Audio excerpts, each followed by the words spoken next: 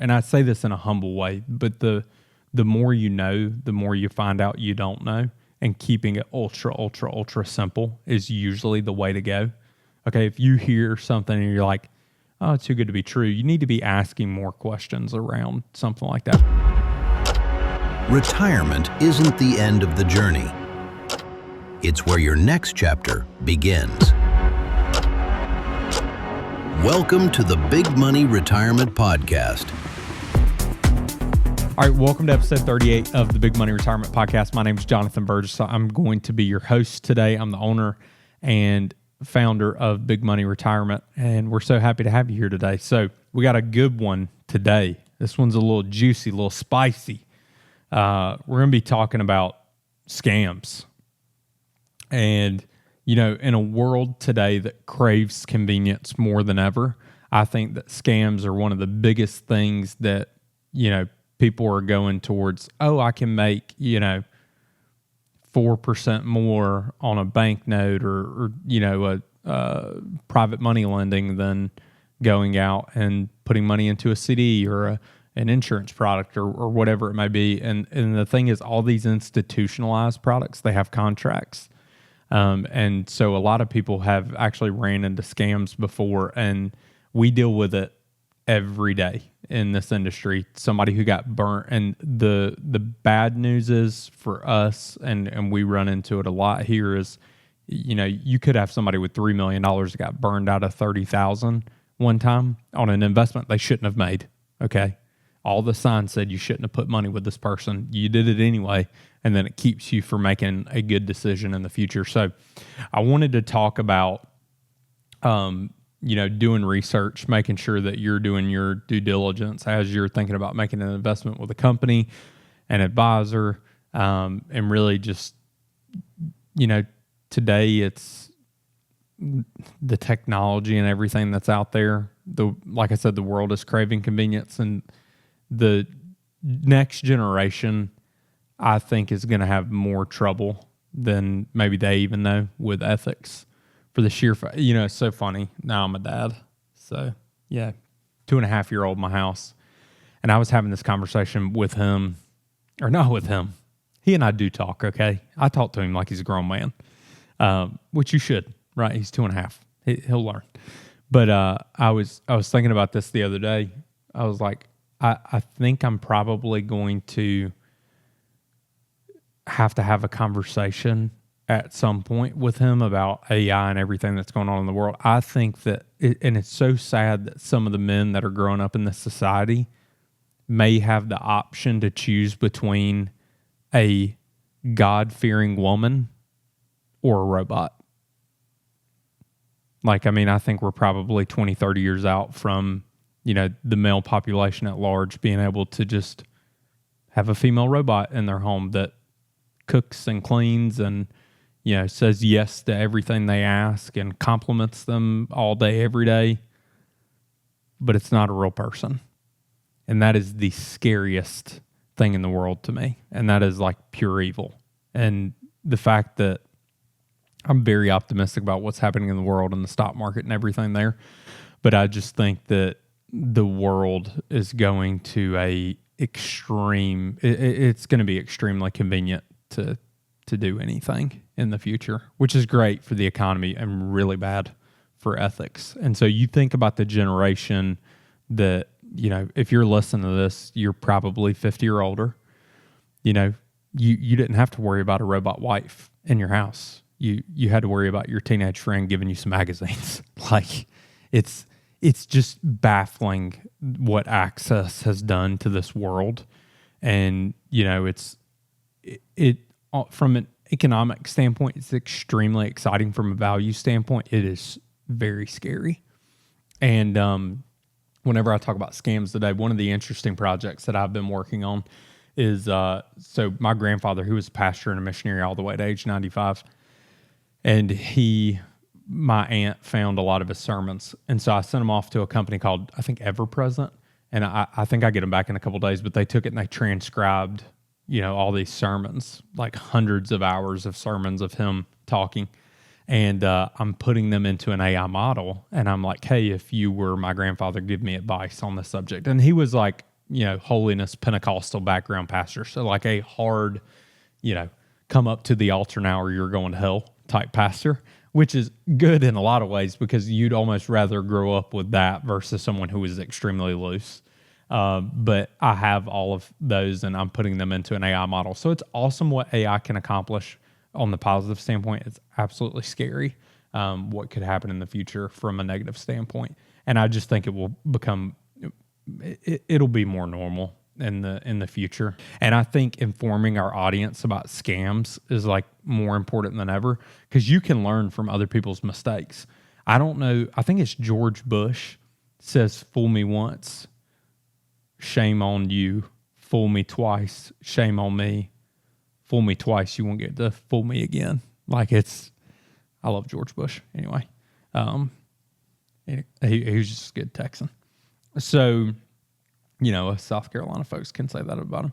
Carolina Investors, that's the scheme that I wanted to talk about today. So Carolina Investors, it was not some mysterious offshore hedge fund. It was a familiar South Carolina name. The parent company, Home Gold, was involved in subprime residential mortgage lending. And Carolina Investors sold notes as subordinated debentures, which is basically debt, to the public. Senator Lindsey Graham's 2003 letter to the SEC said Carolina Investors had sold notes and debentures and turned the proceeds over to Home Gold, providing an estimated $267.5 million in capital. He also said that more than 8,000 investors suddenly had no access to their accounts after Carolina Investors closed its offices. So what happened? Well, this was a hometown company. They'd come and they'd meet you at your house and, "Hey, ma'am, how you doing?" And they would sit down and talk about mortgage notes. But they didn't talk about the fact that they were subordinated through a company called Home Gold. And, they just talked about the guaranteed returns and there's a house backing this, but they didn't know there were other creditors in front of them, meaning that if these people didn't pay their mortgages, what ended up happening was they defaulted and there was people in front of them who got paid first. So 8,000 people lost money.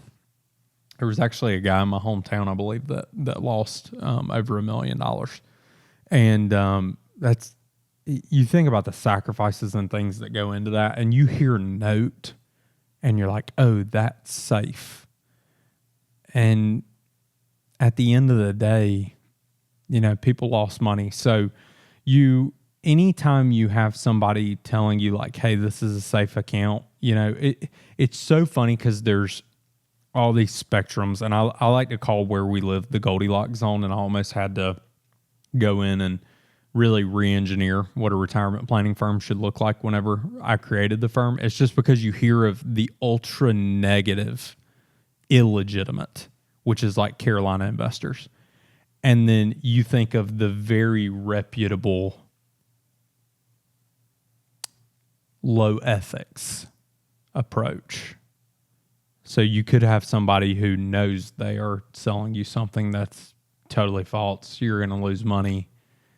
That's very few, you'll run into them. They're out there, right? There are people who do school shootings now.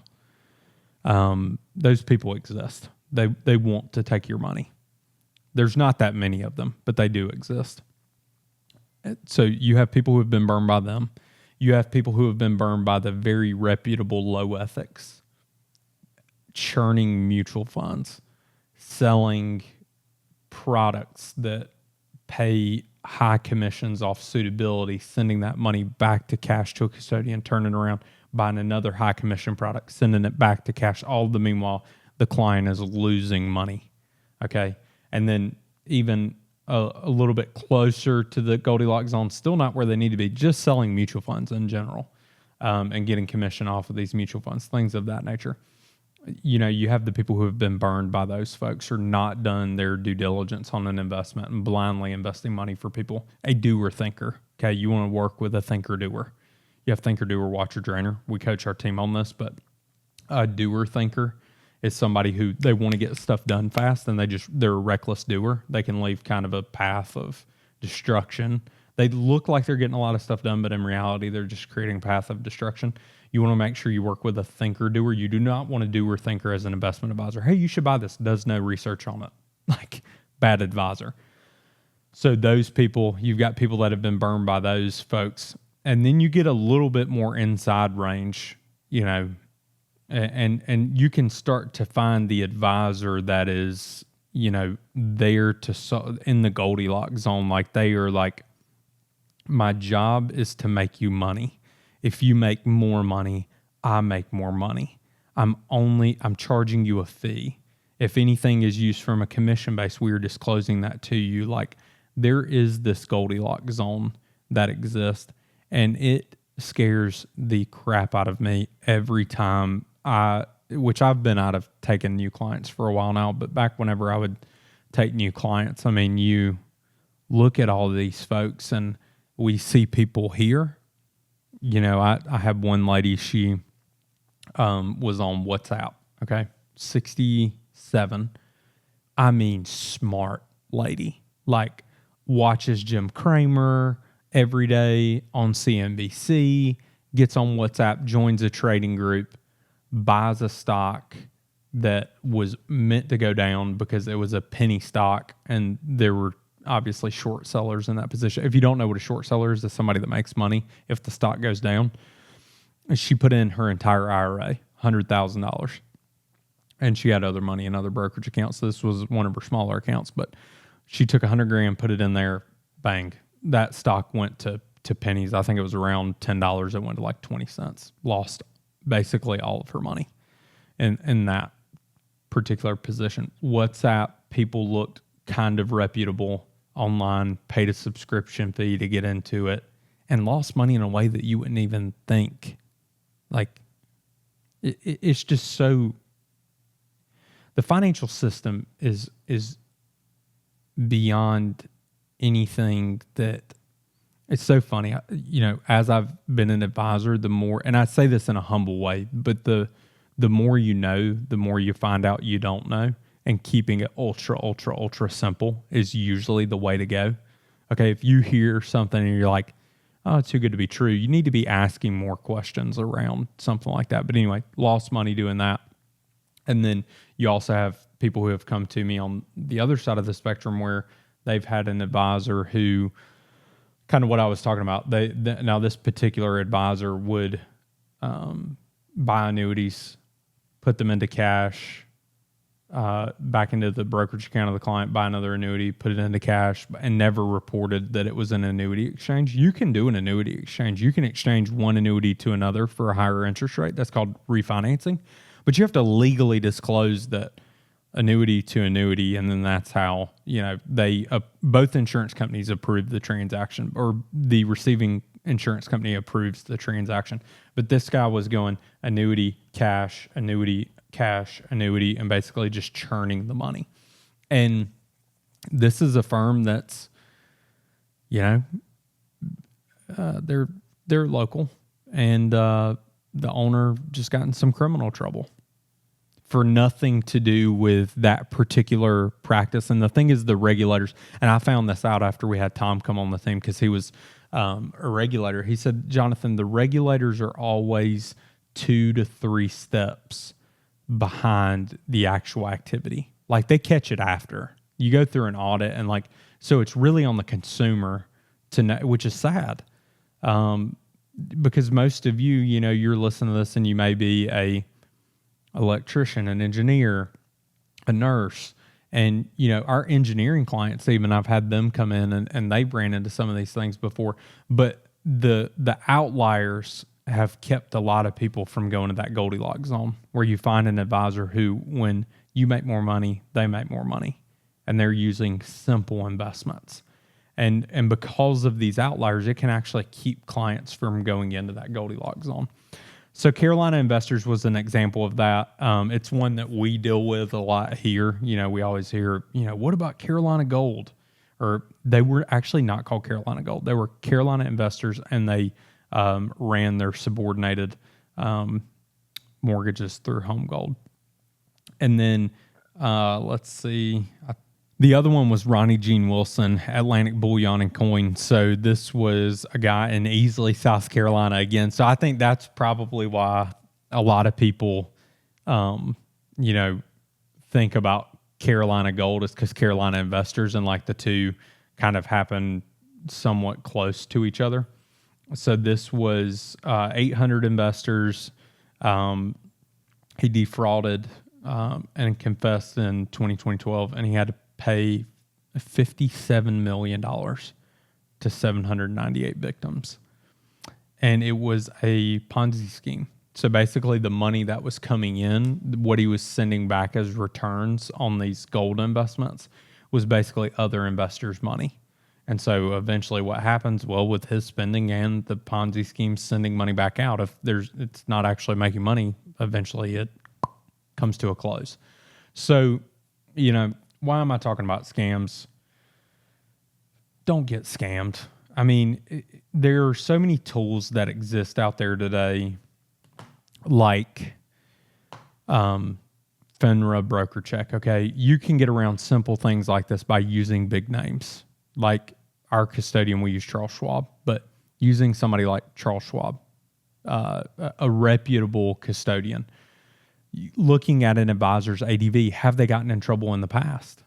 Have the advisors that they've been connected with gotten in trouble in the past?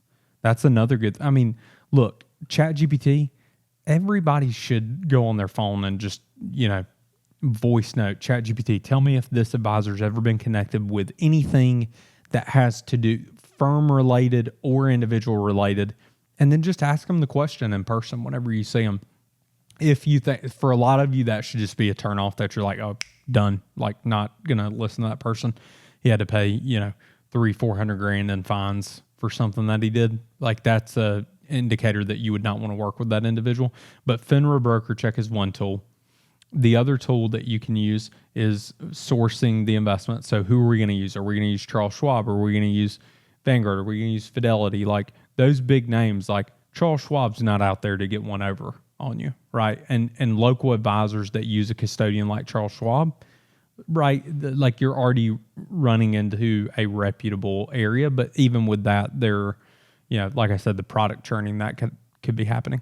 The other thing is if you use an insurance company, look at the background financials of the insurance company, or is it a legitimate insurance company?